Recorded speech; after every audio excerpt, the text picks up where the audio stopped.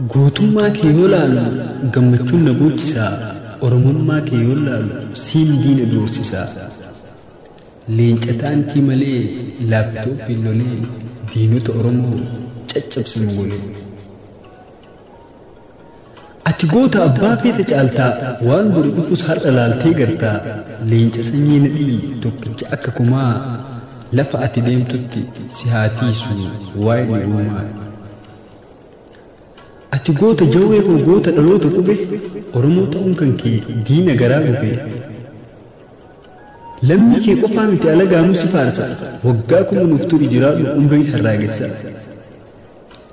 Leenca fakkii namaa tokkicha akka kumaa, kan saba isaatiif ta'e daandii bilisummaa, kan sababa ta'e Oromoof tokkummaa, umrii nuuf dheeradhu jiraadhu waggaa kuma. Warra duraan rafe sirriba irraa kaaftee, ka of dagates hundaa dammeessitee, hundaafuu gurra taatee diina nama nyaatu abdii kutachiisu, bu'aa hojii keetii si haa agarsiisu.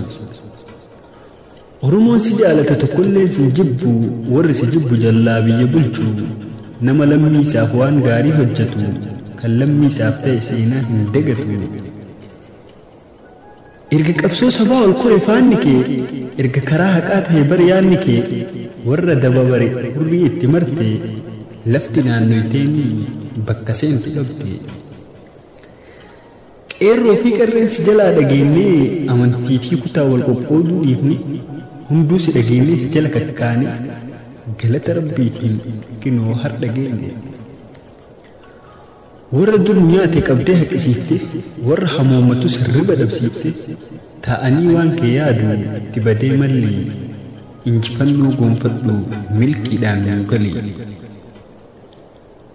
Afaan qabi gamtuu ejjennoo kee kaleessaa hin sharafin homattu, waan haga gaaraa jabaatu sukkuumtee dachii gootee, laaptooppii qofaan teettee taankiif rasaasa moote. Gamoo sobaan dhaabbate buqqiftee jiisitee, warra likkitti isin galchina jedhee likkitti jara galchitee. Kanuun tulles baachaa, bara beelli hammaate qorsoo akaayyachaa, cinaacha tokkoon maduunu tokkotti harkachaa, jirra har'a geemmi kinuu hunda isaa baachaa.